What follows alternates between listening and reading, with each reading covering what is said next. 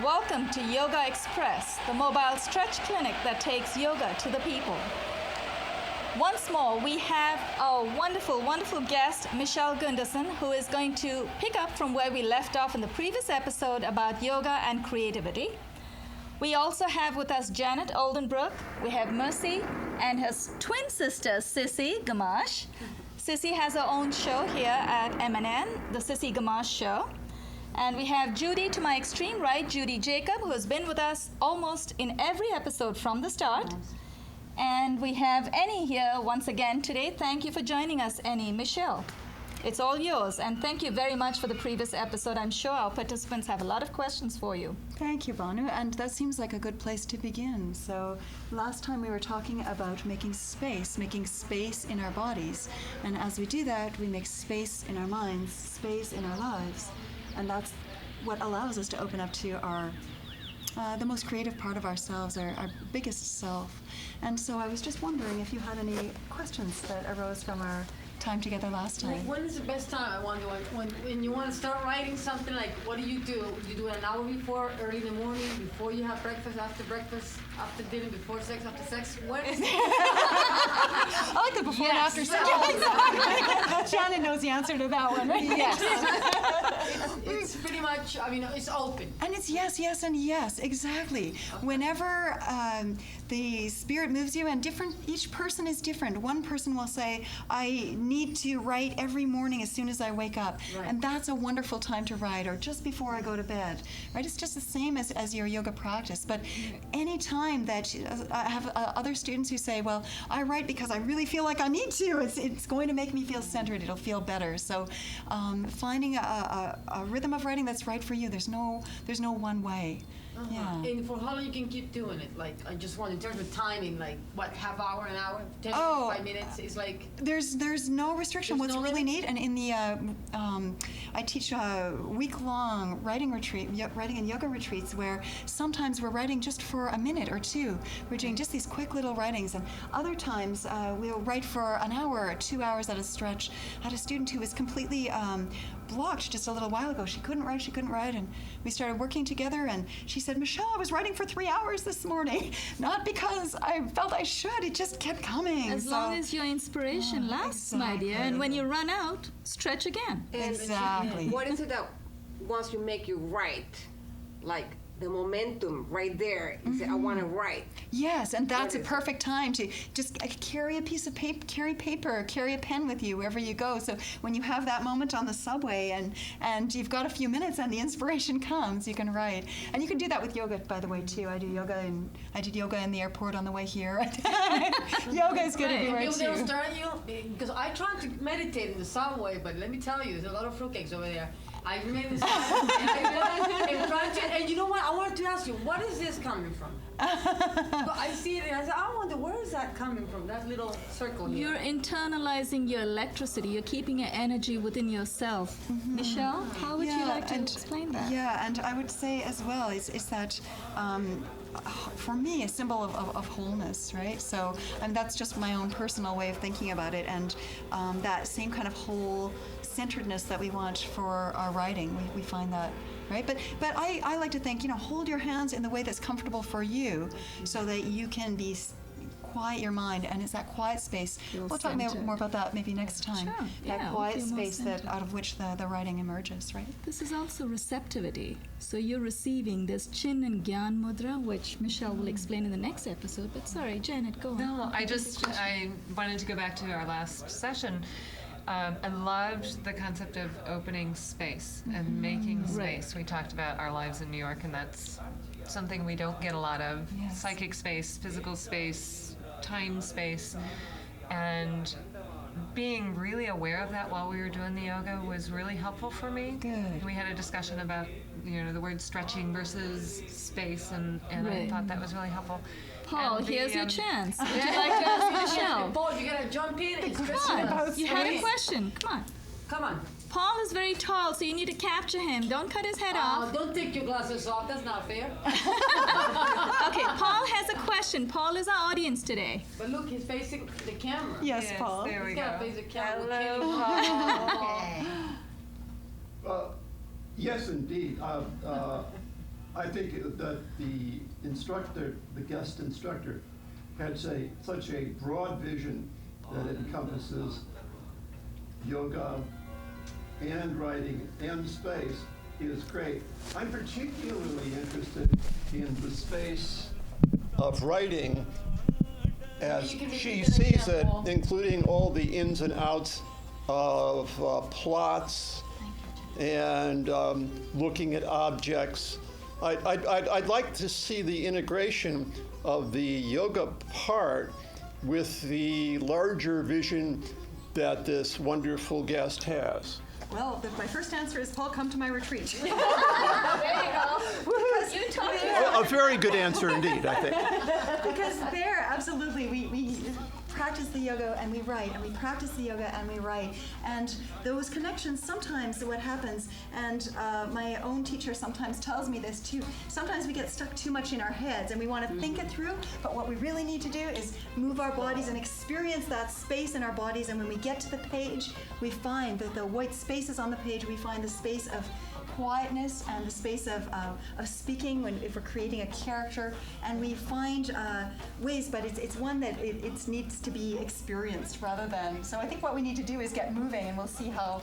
I was that just works going to in our add, lives. as we were in Shavasana at the end, and you were describing the writing exercise, I couldn't wait to start writing, because just the start of, okay, what would the object be? And then the assignment was to look at an object and describe it, and you went further into see the space inside, and it just felt so open to look at whatever object in my brain in a different way, and to see the space in between and around and inside that hadn't been there before. I love the way, too, Michelle, you described about looking at an object after the stretching. Sorry, Paul. After we found the space within our bodies, you suggested that we should look at an object and not describe the object, but describe the space that it creates within us. That was beautifully explained. That was very nice. And I've done this with coaching students, private coaching students that I teach as well. And what I've found is just that one exercise, if you're really open to it, Right. the whole world around you changes. And I'll just give you another little tip before we start moving here. You can do this with people. You can do this with people as well. And it seems like instead of looking at the person, where's the space in the person? Where's the space? And it sounds a little funny, but when you do it, all of a sudden there might be somebody you've known for 20 years and you'll see them completely differently. And it's that seeing with new eyes that allows us to access our deepest creativity, right? And that creativity feeds back and makes our yoga practice open up as well. So I think we should get moving. Would you like to get moving here? Absolutely. Let's start with a bit of space. We'll start where we started last week with Tadasana.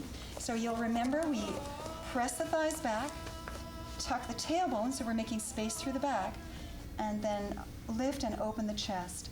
And then we'll raise the arms up into what we call Urdhva Hastasana. I don't know, do you have a different name for this, Bonnie? Okay, perfect. I love it. I love the different names, right? Stretches our minds, right?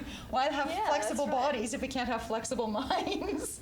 So really reach up, and we talked about space last time. This time we're going to be working on something else, and I just want you to stay in this posture, keeping the low ribs moving in, reaching the arms up to the sky.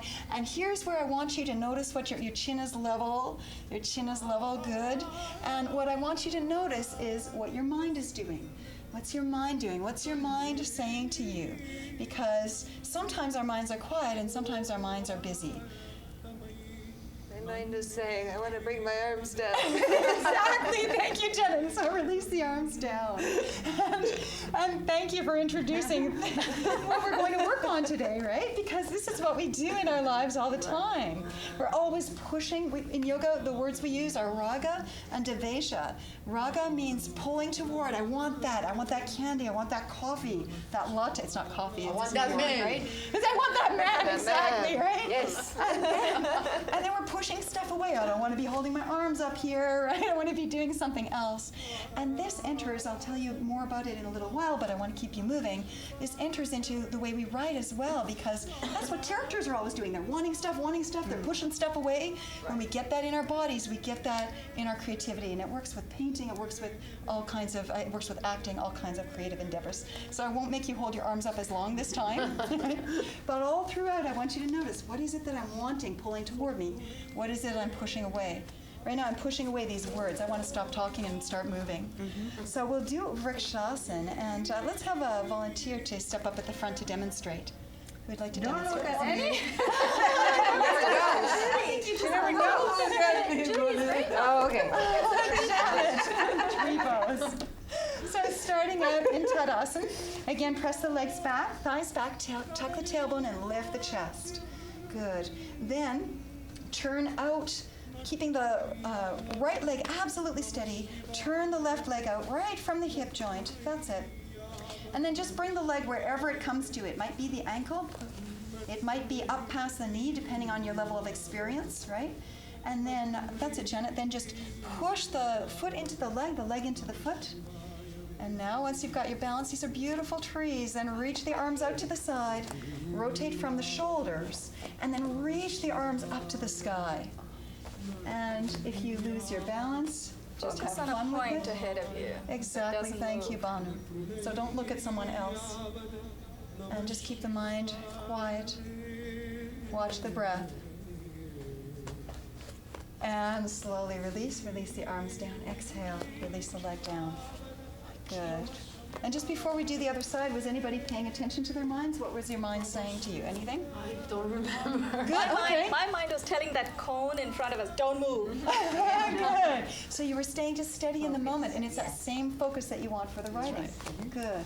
Okay, let's do the other side. So making the left leg absolutely steady, rotate the right leg right from the hip crease, and then bring the foot wherever it comes, just not on the knee. And then it's the same moves, then reach the arms up to the sky, that's it. Same moves as Tadasana. The leg is strong, the tailbone is tucked, the chest is lifted and open, and really, really reach up to the sky. The eyes are soft. Staying right here in the moment with the breath. And then slowly release the arms down. And come back to Tadasana. Good. And checking in with your mind again. What's the quality of your mind? Do you notice how everybody feels quieter? Can you feel that? Yeah. Yeah, these poses bring a nice quietness. Detached Thanks, Michele. attachment. Yeah, exactly. So we're not grabbing for things anymore. When we're in that grabbing space, we're not in that creative space. It's like, oh no, if I don't write this fast enough, if I don't get this down, what's going to happen? Nobody's going to want to read this, blah, blah. We just relax, and then we can breathe and find our creative selves, right? So are you ready for another balancing posture? Absolutely. Yeah, let's do Garudasana. Do you call that eagle pose? Garudasana? Yes, Garudasana is eagle posture. Okay, That's good. fine. Then you are the perfect person to be up at the Yay! Because then everybody will know that they Michele will can do be it. right next to you, Judy. Michele will be right next to you. She's going to help you That's a into good it. idea. Yeah. So standing in Tadasana, thighs press back, tailbone tucks, chest lifts. And thank you so much. Can you still hear me? Good. Get that mic there. Then we'll raise the arms up to the sky. Now keep the right arm and the right leg completely steady. Bend the left knee, bend the left elbow toward each other. Then intertwine right arm over, right leg under, and lift up. For us, today we lift up into this pose, Garudasana. And you know what? Just try again. Look at a steady spot. Let the mind stay still and quiet. Beautiful. And slowly release. And come back to Tadasana. And I'm so glad you said that, because you know what? Was yours the only mind that was saying I can't? And so that's part of what we do. That's exactly what I was talking about. Our minds push it away. I can't do this. I can't do this. I'm not going to do this. Right? That's right, Paul. That's right, Paul. But did you see how? With that. Yeah. How did it feel when you were in that pose? You did it, right? So no need to push it away. You can just be in your perfect. That was your perfect posture, right? Second side. Begin in Tadasana. And when you notice yourself pushing things away, just let it be. Then inhale the arms up, Urdhva Hastasana. This time, you got to tell me, we keep the left arm steady? Yeah, I think the left side stays steady, thank you. Then bend the right elbow, bend the right knee. Left arm over, left leg under. Keep the tailbone tucked. Look at something that's steady. So eagles are one pointed, one focused. They're not thinking about anything else. They're just watching the breath. Well, you're just watching the breath. They're just gliding. And slowly Watching their release. prey. Yeah, it is, isn't it? Eagles are watching their prey. I mean, we're watching our breath. Yeah, we're watching our breath. Yeah, we're not. And when they watch That's their our prey. prey, they're so their focus is nowhere else, right? Yeah, good. How are y'all feeling? How's everyone doing? Very balanced. Yeah, good, because we did both sides, right? Yoga's about balance as well. Let's do a pose called Prasarita Padottanasana, and you have a different name for this wide angle forward We bend? call it Ugrasana. Ugrasana. I love that. It's like We translating. keep everything simple. Yeah, good. Your name is Verbally. shorter. All right, and Which way would you like us to turn? so let's have everybody facing into the center. How about that? Will that work? And so do you want to stand the feet Yeah. wide apart? Do you want us That's this it. Wide apart. And I'll just talk you through this one, right? So the feet, I'll go this way, then some of you can see me too. The feet face forward. Why don't you come there? Yeah. Okay. Yeah, we can see you. Good. Yeah, good. Thank you, Banu. So the feet face forward. Check to see that the outer edge of the foot Microphone. is parallel with the outer edge of the mat. Thank you for the reminder. Can you hear me all now? So the outer edge of the foot is parallel with the outer edge of the mat. Bring the hands to the hip crease. Roll the shoulders back and down, lift the chest, and then hinge forward. Keep the legs strong. Bring the hands to the floor, or we'll bring the hands to a block if need be, if our backs are rounding. Remember we talked about space last time. So let's make a little bit of space. Place your hands on the block, right? And then can I touch your back here to adjust? We'll bring this down. That's it, and look up to keep the space. That's how we start. And then, for those who are more experienced like Banu, you can bring your hands down. And do you bring your head down, Banu? I In this try. position? Yeah. I So you can bring your head down to the floor. Good. Keep the legs strong. And now, probably like Janet before, our bodies are saying, wait, it's time to come out. I don't want to be here anymore. But just take a couple more breaths and just be in this space. And then when you come out, you have to keep the legs really strong and bring the hands to the hip crease. Then hinge up, lead with the chest. Then perhaps you have to walk your feet slightly together and then step or jump the feet together. Good. How's everyone feeling? Stretched. Stretched, yeah. Did anyone notice their minds doing funny things again? Were you pushing anything away or pulling anything toward you? I was actually You were hell just- bent on trying to get my head to the That's the pulling toward, isn't it? Right? There And you go, sometimes we pulling want to go toward the too, floor. and we want to go too far sometimes, right? And so, but when the more experience that we get, the more we just find that balanced place where we don't have to be pushing and pulling, and then that's We it's find yoga. the joy as far as we can go. Yeah, exactly. Good. That's good. All right. That's very good. Ready for another, not stretch, another space? Let's come back. We did this last time. Again, it's a bit different for you, I know. The knees apart, toes Oh, you together. got us all in check now. Extend back. Yeah, because now you know how to do this one, right? So this one doesn't have a name in Banu's system, in the We system call I it teach. Shashankas. Okay, and we call it Adho Mukha. Oh yeah, okay, great. This we call one, it right? Adho Mukha Shvana. You're talking about this one? Yes, Adho Mukha Virasana. You call this one hair. This is hair. When you don't worry. And that's that busy mind, wasn't it? So let's go back to the yoga and just quietly being in the pose. That's it, good. Reach the arms from last time. Remember getting that space. Walk the hands further forward. Find space. The arms are straight and lifting. Elbows lifting up off the floor. Yeah, good. Then come up onto hands and knees. Bring the knees hip width apart. Tuck the toes under. Inhale. As you exhale, push into the hands. Press the chest to the thighs. This one. Then lift the sit bones up to the ceiling and press the heels down.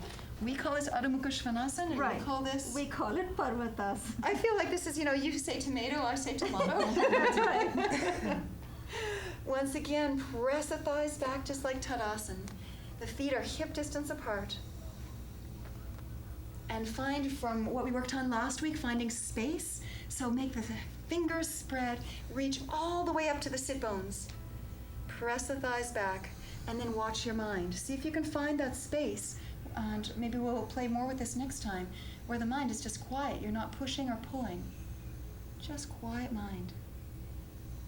And then slowly release down. Back into forward hero, hare pose, right? Adho Mukha. Virasana, we got 3 names. English name, Sanskrit name, and Banu's different name. Oh, it's not mine. Your name? I only know it as yours, right? But I love it, hare. And come on back up. Actually, the full posture, we call that Parvat, mountain. But when we are resting, we call it hare. Oh, that Whatever I it is. see. Yeah, the resting one. The one that we go this way, we call it child posture, right? Yes, So yeah, when we you do have that your one hands too. extended, we call it hare. Okay, great. I love that. That's kind of like Whatever those it little is, we like it. bunny feet, right? I'm going to think about that always. All right, we did a different back bend pose this time. We're going to do cobra pose, Bhujangasana. So I'll do this with you. You can lie on your abdomen and just stretch your legs out behind you, making space through your legs, space through the groins. And then if you're new to the practice, bring your hands further forward. Okay? Those who are more experienced would bring their hands down. Then tuck the tailbone, make space through the low back. Inhale. As you exhale, slowly, slowly come up, vertebrae by vertebrae, opening up through the heart center. Only coming up as much as you can, keeping that chest open and the low back long.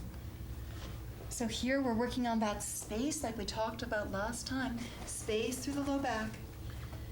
And then slowly, slowly release down again and rest. Are you supposed to do this? I'm just going to talk about that in a minute, so I'm glad you asked that question. So you can get up just to watch for a minute. I just want to tell you a little bit about this pose. This is one of those ones that has a lot of raga, a lot of attraction, attachment, right? Because often we think, I want to get all the way up, right? But then we just bend at the low back, and we don't want to do that. That's like bending a stick like this, right? We want that nice long back and a real lift through here, right? So I'm much more interested in you coming partway up, but keeping this open, right? Instead of coming all the way up and just bending here. All right? Like a line. Yeah, so we don't want a bend like this, we want a curve and openness here, right? So let's do that again. And you don't need to come all the way up. What you want is space, and you don't want, so come in your own time, and I'll watch you, I'll help you. What I find helps me is if I inhale as I come up. What do you think? Would that be okay? Oh, try it and see. This is what my teachers tell me. Try it and see. Try it and see how this goes. We inhale it with a lot of, with some of our back bends. We exhale with other ones. Oh. Try it and see. This is what my teachers teach me. So roll the shoulders back and down. Don't be attached to coming up high. The toenails are on the floor. So tuck the feet under. That's it. And really lift and open the chest. Yeah, that's it. But soften the face. And then slowly, slowly release down. Good. Okay, I'm coming up to sitting. Your back muscles work more like this, like you said. Yeah, this is really good Right? for the You back, feel isn't it, it? right? Yeah. You should. Strengthens the back. It strengthens the back, and it creates flexibility as well, because we're always bending forward. That's when we bend back, right? Should we do a twisting pose, Ardha Matsyendrasana? The floor is yours. We'll Okay. do whatever you suggest so we can open up. Okay, so here it is. I'll show this one first. We'll tuck one foot under. Judy, would you like Judy to demonstrate in front? Yeah, do you want to do this together in front? Should we do that? Yeah. Yeah. She's very good in this one. Okay, great. I'll remember to bring the mic this time. You have a standing mic. Oh, we've got, okay, Yeah, so will you you be able do. to hear me? Okay. So then we can do this together because you'll all be able to see. So we'll tuck the left foot under. And in the full posture, we would sit on the foot, but we're not going to do that today. Maybe another time. And then bring this foot across. Then toes are right in line with the knee. Now here's where we're going to find that space. Reach up to the ceiling. Really get the lift. And then bring the elbow to the side of the knee and twist toward the right. Nice. So really, that same opening that we had in the last posture in the chest, find that same lift and openness. So open, lift the chest. But the chin is just parallel to the floor. That's it. Good. And then slowly release. Let the head look forward first. The rest of the body follows. Take the leg across, back across, that's it. Untwine. And we'll do the second side. So tucking, start just sitting briefly to get straight again. Then tuck the right leg under. And if you're finding that you're collapsing, take a blanket to sit on so that the chest can stay open, right? Then reach that right arm to the sky. Twist from the navel. So we always twist from the base of the spine first. And then with each breath, the twist works its way up the spine. So inhale, lift up. Exhale, twist the low ribs. Inhale, lift. Exhale, twist the chest and shoulders. And finally, the head comes around last. And then slowly release. Head comes around first. Release the left leg, release the right leg. Good. And let's do Janu Shirshasana, which is head of the knee pose. And can I steal your blanket? I talked about how I steal last time. Can I borrow it? We'll say borrow. It's a nicer word, right? Borrow your blanket for a minute. So for Janu Shirshasana, the way I teach it is the point of the blanket comes forward. It's just a little easier to bring the legs back. Then have the strap handy, and I'll just show what it looks like. Sorry, Bon, it was like knee to knee here. We extend up, reach forward, exhale down, right? Now, if you're finding you're rounding when that happens, this is much better, right? So there's no attachment to coming down. You want to keep the lift, right? So find a blanket if you need one, if this is rounding. And then just come forward. Oh, sorry. That goes wrong. Okay. So yeah, so we can do the pose for you? Okay, we'll do a quick version of the posture. Inhale up, exhale forward. Exhale. And straightening the arms again. Good. And I like to keep the arms down just because it's a little easier on the back rather than lifting the arms up on the way out. But we can lift the arms beforehand. Exhale now. Lift up, open the chest, get that space. And then reach forward. Good. And slowly release. That was good timing. Are we done?